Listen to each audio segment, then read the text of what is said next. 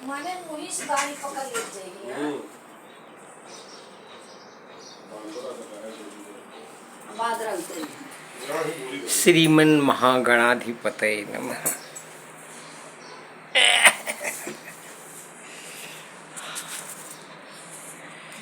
आज तो भाई बनारस में बहुत भीड़ लगी हुई है।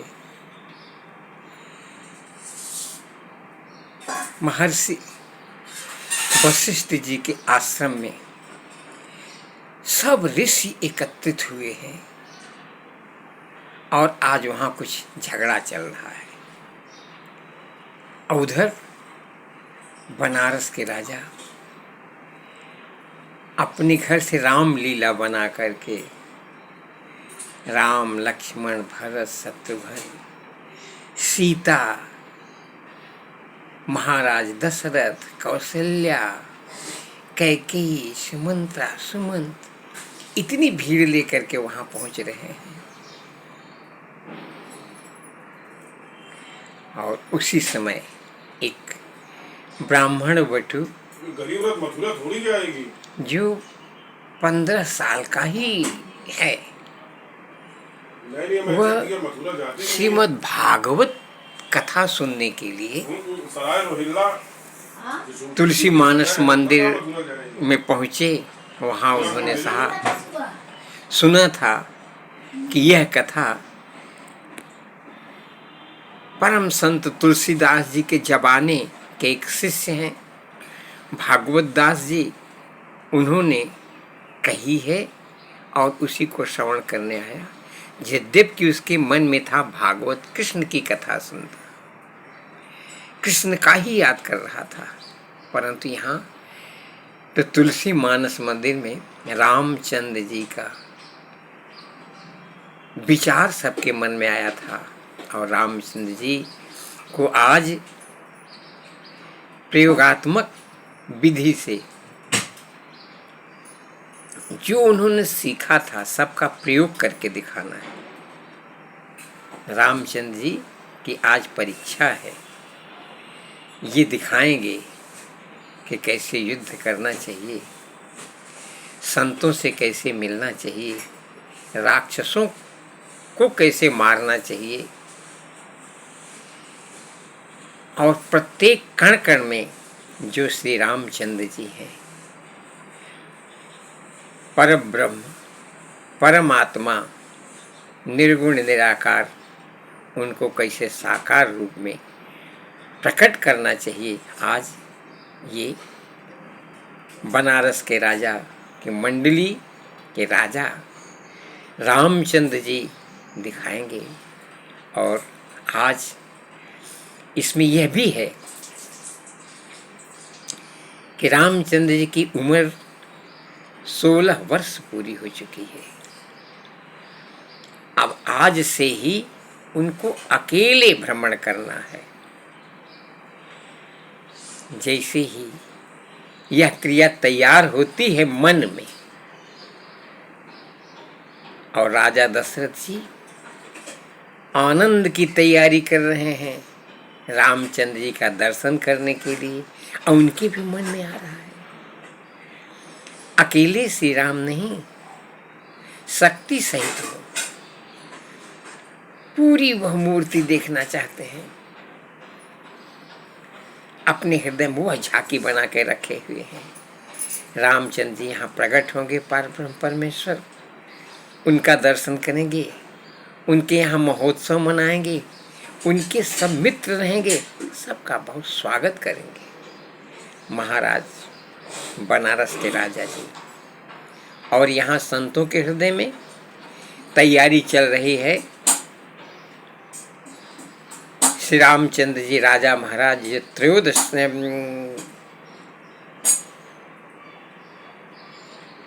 त्रेता युग में थे, उन्होंने कैसे किया, यही भाव जो इसका अभिनव करने जा रहे हैं उनके मन में प्रकट हो गया।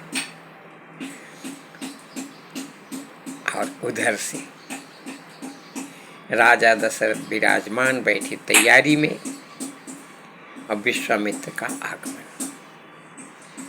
विश्वामित्र को देखकर राजा दशरथ जी बहुत प्रसन्न होते हैं, उनको उच्च स्थान देते हैं। बोले आपका आना बहुत अच्छा हुआ, आसन ग्रहण कीजिए। सब पूरा परिवार उनको प्रणाम कर रहा है। विश्वामित्र जी आसन ग्रहण करते हैं, रामचंद्र जी का भव्य दर्शन करते हैं। उनके हृदय में उनका पौरुष, उनका ज्ञान, उनका भाव सब दिख गया। उन्होंने सोचा अब मेरा कल्याण हो जाएगा। कुछ ही स्वागत के बाद विश्वामित्र जी के मन में था कि यह झांकी तो कुछ राजा दशरथ के पास रहे, परंतु इसमें से जो वीर हैं, जो वीर श्री रामचंद्र जी हैं, यह मेरे साथ चलें, क्योंकि मैंने इनके लिए बड़ी तपस्या की है, बहुत युद्ध किया, कितनी बार ब्राह्मण बना, कितनी बार बहुत योनियों में जन्म ले रहा, इनको खोजते खोजते। मैं सोचा था मेरे यहाँ इनका जन्म होगा, मेरे कुल में होगा, परंतु ऐसा न हो सका। तो मैं ब्राह्मण बना, वहाँ भी इनका नहीं जन्म हो पाया। तो शूद्र बना, वहाँ भी नहीं हुआ। तो मैं सोचा अब मैं फिर क्षत्रिय बनूंगा, वहाँ भी नहीं हो पाया। तो मैं अब तपस्वी बन गया हूँ, अब तो इनको मेरे साथ चलना ही पड़ेगा, क्योंकि इनके द्वारा ही मेरी रक्षा होगी। विराजमान राजा दशरथ जी अपने पुत्रों के साथ, और दशरथ जी अपने मन में कुछ सोच रहे थे, आज ये ब्राह्मण मेरे यहाँ पधारे हुए हैं, ये जो मांगे कुछ मेरे परिवार का जो आनंद है, अपने भाव से इनको कुछ प्रदान करूं। उसी समय विश्वामित्र जी कहते हैं, राजन मैं आपके यहाँ कुछ लेने की इच्छा से आया हूँ। राजा दशरथ जी बोलते, भाई जो मांगेंगे, जो मन में विचार करेंगे, वो सब मैं आपको प्रदान करूँगा, क्योंकि यह सुख आप लोगों की कृपा से ही हमको प्राप्त हुआ है।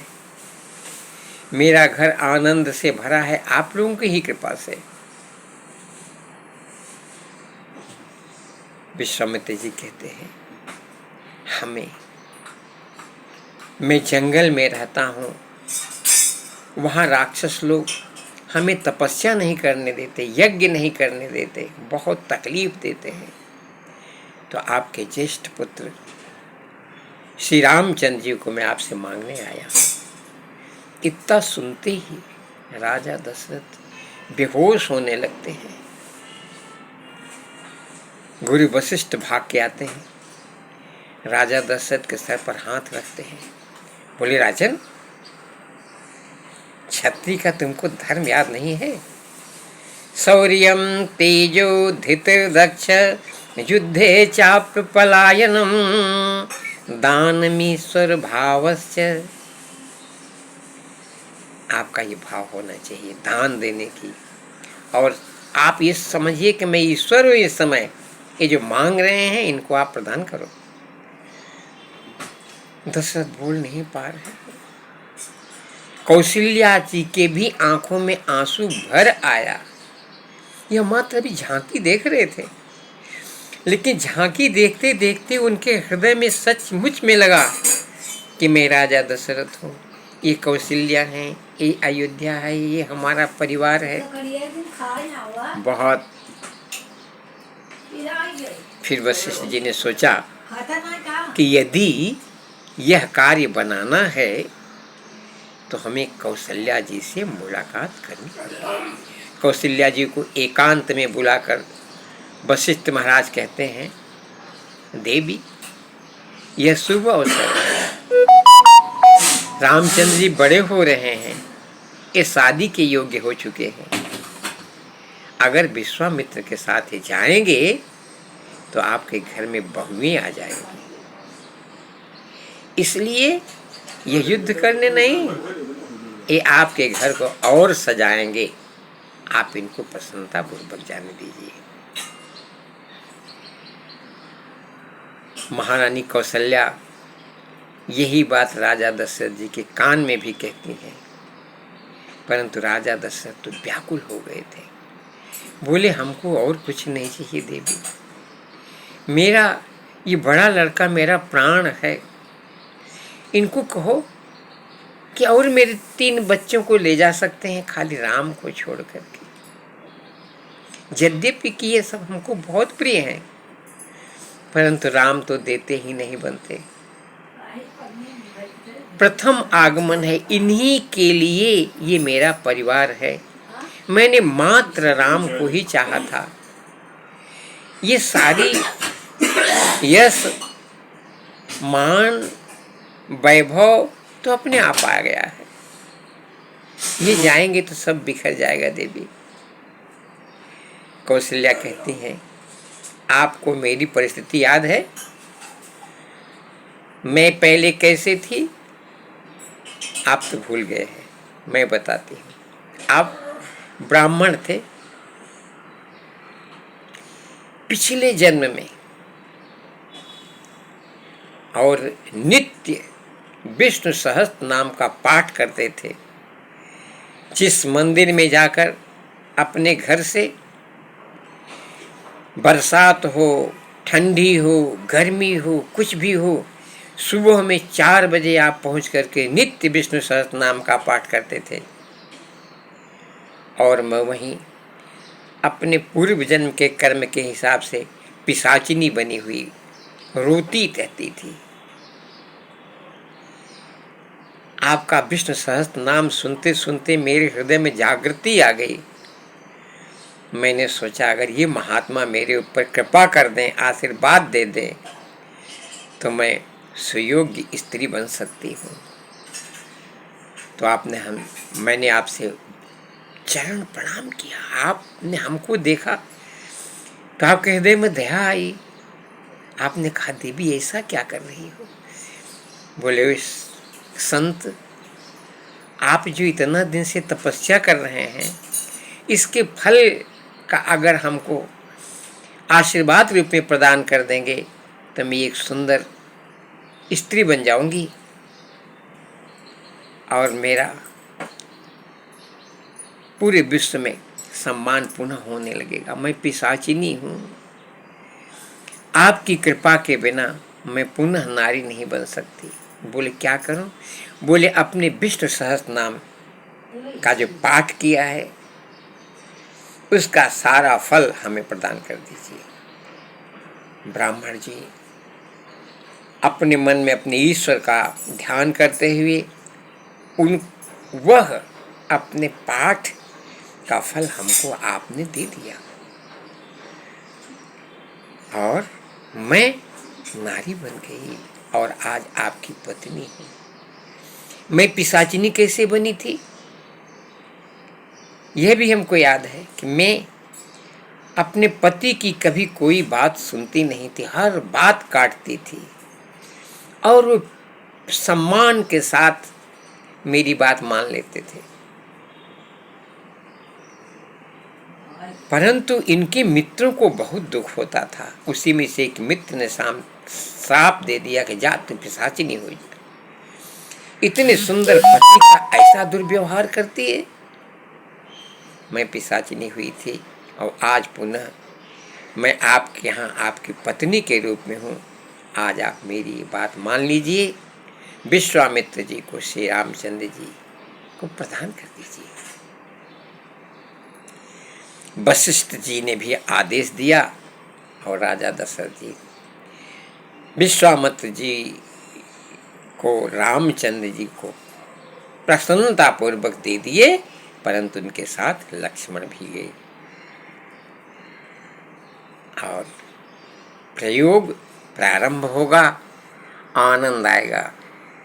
सीताराम चरण रति मोरे, अनुदिन बढ़हि अनुग्रह तोरे। भगवान की कथा है।